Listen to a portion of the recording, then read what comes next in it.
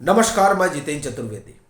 गुजरात चुनाव को लेकर बड़ा कौतूहल है और खास तौर से उन लोगों के बीच जो आत्ममुग्ध विश्लेषक है और इसी वजह से उस चुनाव को जो होने वाला है उसे देखने पर बरबस उत्तर प्रदेश की याद आ जाती है। और आपको ये जानकर आश्चर्य नहीं होगा कि दरअसल ये दोनों ही चुनाव सियासी विश्लेषकों के लिए खासा मायने रखते हैं। उत्तर प्रदेश चुनाव अगर आपको ध्यान हो तो किस तरह से टकटकी लगाए सब लोग बैठे हुए थे, क्योंकि वहां से 80 लोकसभा सीटें आती हैं और वहां जो विधानसभा चुनाव जीतता वो तय करता कि दरअसल 2024 में किस तरह की परिस्थितियां बनेंगी भाजपा को लेकर। तब कई जो स्वघोषित विश्लेषक हैं और सर्वेक्षक हैं वो ये घोषणा कर रहे थे कि साहब ये जो साइकिल है 350 सीट पाने जा रही है और कमल जो है मुरझुराने जा रहा है और 2024 में जो भाजपा की नरेंद्र मोदी की अगुवाई में भाजपा का अजय रथ है वो साइकिल इस बार उत्तर प्रदेश में अड़ंगा लगा देगी। लेकिन ये तमाम विश्लेषण तब औंधे मुंह गिर गए जब नतीजे आए और इन नतीजों ने उन लोगों के सामने ऐसी परिस्थिति खड़ी कर दी कि वो ना अब मुंह दिखाने लायक बचे और ना छिपाने लायक बचे। लेकिन कई तरह के लोग होते हैं। सो अब वही लोग गुजरात को लेकर भी एक अलग तरीके की बात कर रहे हैं, लेकिन वहां जो घट रहा है उसने सबको चौंका दिया है। तो वो चौंकाने वाली बात पर आने से पहले जो आत्ममुग्ध लोग हैं वो क्या बता रहे हैं उसे भी देखना समझना होगा। क्योंकि जैसे उत्तर प्रदेश में 80 लोकसभा सीटें हैं वैसे ही गुजरात का अपना महत्व इसलिए है क्योंकि एक तो प्रधानमंत्री खुद आते हैं, उनका गृह राज्य है, और दूसरा 2014 में जब उन्होंने समूचे विश्लेषकों को धराशायी करते हुए प्रचंड बहुमत से भाजपा की सरकार बनाई थी तो उसमें गुजरात मॉडल की बड़ी भूमिका थी। अब जो हमला है वो असल में गुजरात मॉडल को लेकर है, क्योंकि अगर गुजरात मॉडल को डेंट किया जा सके तो जाहिर तौर पर अब जब बात गुजरात मॉडल की है तो अपना सरोकार उस गुजरात के सियासी गुड़ा भाग से है जिस गुड़ा भाग को बताया जा रहा है कि वो हिलने जा रहा है। और ये बता कौन रहा? ये वही लोग बता रहे हैं जो अभी 3-4 महीने 5 महीने पहले तक एक समीकरण बना रहे थे उत्तर प्रदेश में, वही अब समीकरण बना रहे हैं गुजरात में। और उनके समीकरण में वो वहां पर त्रिशंकु विधानसभा बनाने की तरफ बढ़ चले। और ये त्रिशंकु विधानसभा इसलिए वो बनवा रहे हैं क्योंकि वो ये जानते हैं कि दरअसल अगर ऐसा होता है तो गुजरात मॉडल पर डेंट लगेगा और गुजरात मॉडल पर डेंट लगने का मतलब ये हुआ कि प्रधानमंत्री के लिए एक अलग परिस्थिति बनेगी। पर सवाल यह है कि क्या वो तमाम लोग उन बातों से बेखबर हैं जो गुजरात में घट रही है? क्योंकि चुनाव से पहले यह बड़ी बात हो रही है गुजरात में और इससे आप देखिए कि किस तरह से लोग घबरा गए। लोग, जब मैं कह रहा हूं तो अपना तात्पर्य उस आम आदमी से नहीं है, और मतलब आम आदमी पार्टी वाला नहीं, आम आदमी उससे नहीं है। हमारा सरोकार उन सियासी दलों से है जो अपना अपना किस्मत आजमाने में लगे हुए हैं गुजरात में। क्योंकि गुजरात के जो नतीजे होंगे उन नतीजों में क्या होना है उस पर मैं बात नहीं करूंगा, क्योंकि जो होना है वो तय है और लोग जान भी रहे हैं। असल में उसके नतीजे ये तय करेंगे कि 2024 में विपक्ष का चेहरा कौन होगा।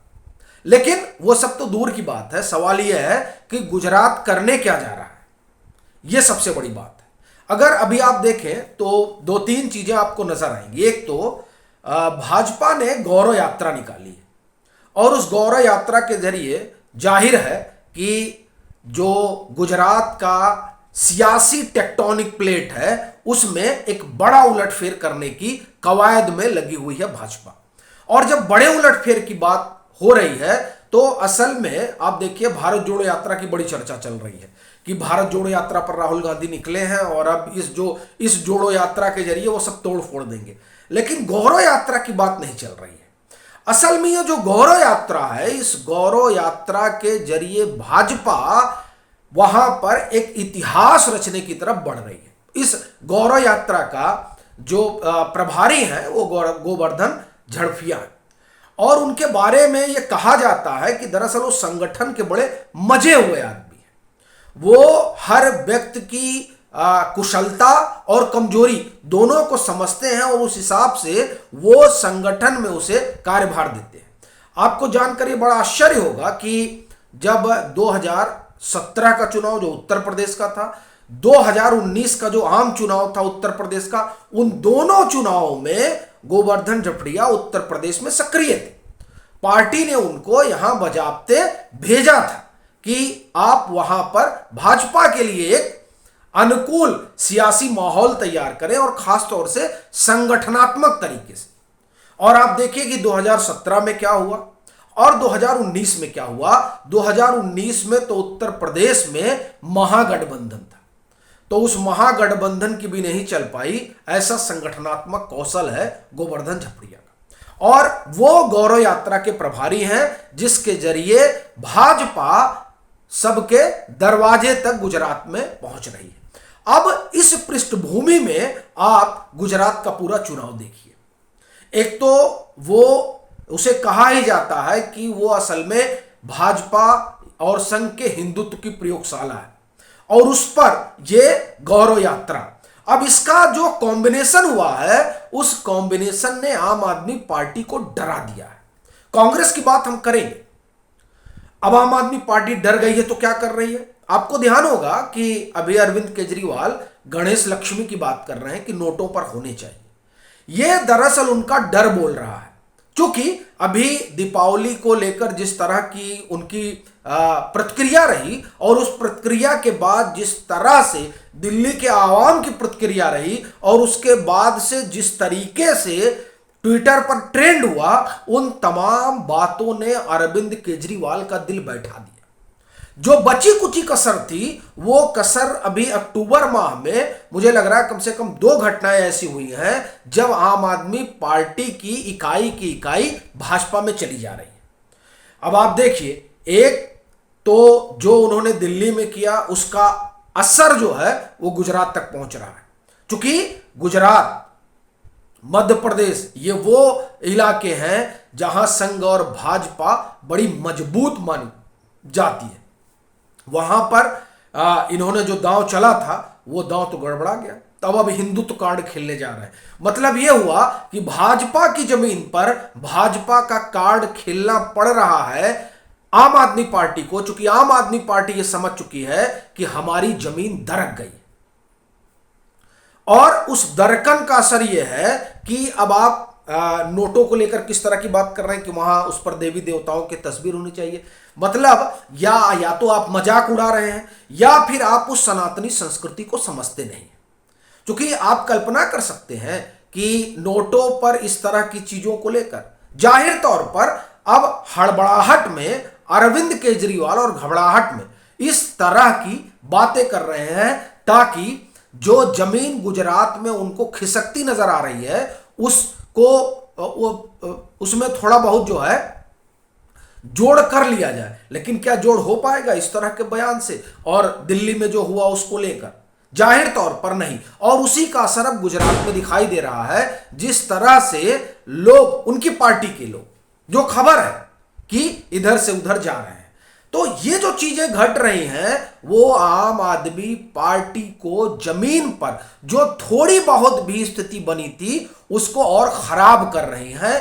और जिस खाम के सहारे उन्होंने सोचा था कि गुजरात में कुछ उलटफेर करेंगे, उस खाम में भी उनकी स्थिति कमजोर होती दिखाई दे रही है, क्योंकि ट्राइबल पार्टी अलग हो चुकी है। दलित विमर्श इनका जो है वो जिस तरीके का है वो कम से कम गुजरात के लोगों को समझ में आ रहा है। मनीष सिसोदिया के जरिए क्षत्रिय कार्ड खेलने की उन्होंने कोशिश की थी, लेकिन उसमें भी अरविंद केजरीवाल अपने आप को फिट नहीं पा रहे हैं कि उससे उनको कुछ होने वाला है। एक ओल्ड पेंशन स्कीम का कार्ड उन्होंने खेला था, लेकिन उसके बरक्स और जो तमाम चीजें हैं वो ज्यादा भारी पड़ रही हैं उनकी ओल्ड स्कीम पेंशन पर।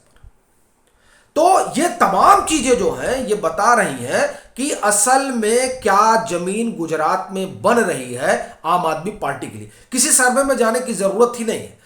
जिस तरीके से अरविंद केजरीवाल के बयान आ रहे हैं और खास तौर से अभी जो करेंसी पर गणेश लक्ष्मी वाली बात जो आई, उससे उसने मोहर लगा दी कि असल में अब इनके पास गुजरात में कुछ बचा नहीं। अब बात कांग्रेस की कर लें, क्योंकि कांग्रेस तो कई तरह की बातें कर रही है और खासकर उसकी खामोशी लोगों को सता रही है, और इस पर भाजपा ने भी कई बार बोला। हालांकि जो कांग्रेस क्या करे कि हम देखिए, हम दो स्तर पर काम कर रहे हैं। एक तो डोर टू डोर कैंपेन कर रहे हैं, और दूसरा राहुल गांधी के जो 8 प्रॉमिसेस हैं, वादे हैं, उन वादों को लेकर लोगों तक जा रहे हैं। अब वो वादे वही हैं जिस तरीके के आम आदमी पार्टी के हैं। अब आम आदमी पार्टी के वादे मान लीजिए, चाहे कांग्रेस के वादे मान लीजिए, या ये भी कहा जा सकता है कि दोनों एक दूसरे के साथ मिलकर खेल रहे हो। मगर जो भी खेल चल रहा हो, गौरव यात्रा ने भाजपा की पूरे गुजरात की जो टेक्टोनिक प्लेट है, उस प्लेट को लाकर ऐसी जगह खड़ा कर दिया है जहां भाजपा अगर 150 सीट पा जाए तो अतिशयोक्ति नहीं होगी, जिस तरह से वहां मनोभाव बन रहा। बाकी इस गौरव यात्रा के साथ साथ जो भाजपा का एक अपना तरीका है काम करने का, उस तरीके में यह भी चर्चा चल रही है कि 182 में से तकरीबन 25% लोगों का टिकट वैसे ही जाएगा।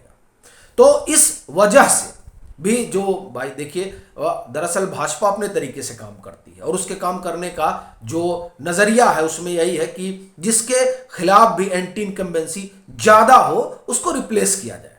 और दरअसल ये जो पूरा गणित, इस गणित को देखते हुए वो आम आदमी पार्टी हो, कांग्रेस तो वहां पहले से ही रही है, तो वो समझ रही है कि अब जिस तरीके से अहमद पटेल के जाने के बाद ये पहला चुनाव होगा कांग्रेस के लिए, तो वो थोड़ा एक दुरूह तो है ही है।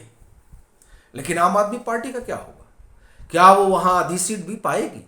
जिस तरीके की बोली बानी अरविंद केजरीवाल की हो चली है, उससे एक बात तो स्पष्ट है कि रेंगने वाली स्थिति में आम आदमी पार्टी है। और रही बात उन ज्ञानियों की जो यहाँ पर तमाम तरह की परिस्थितियां बता रहे हैं, तो ऐसा लग रहा है कि हाल वही होगा जो उत्तर प्रदेश में हुआ था, और फिर कुछ दिनों तक वो इधर उधर मुंह छिपाए टहलेंगे और उसके बाद में फिर निकल कर आएंगे एक नए समीकरण के साथ। और वैसे भी अभी भारत जोड़ो यात्रा को लेकर तो एक अभियान चल ही रहा है। बहरहाल, तो ये तमाम चीजें ये बता रही हैं कि असल में गुजरात में क्या होने जा रहा है ये तय हो चुका है, और वो चुनाव से पहले हो चुका है। अब ये देखने वाली बात होगी कि नतीजे क्या बताते हैं। अभी के लिए फिलहाल इतना ही। अगर आप मतांतर से नहीं जुड़े हैं तो जुड़िए, वीडियो को लाइक कीजिए, शेयर कीजिए, और अगर आप गुजरात से जुड़े हुए हैं तो एक तो अपना नंबर साझा करिए, डिस्क्रिप्शन में व्हाट्सएप नंबर रहता है अपना, ताकि वहाँ जो कुछ ज़मीन पे चल रहा है और जगह जगह जिस भी जिले या जिस भी विधानसभा से आप जुड़े हो, वहाँ की सूचनाएं मिल सके।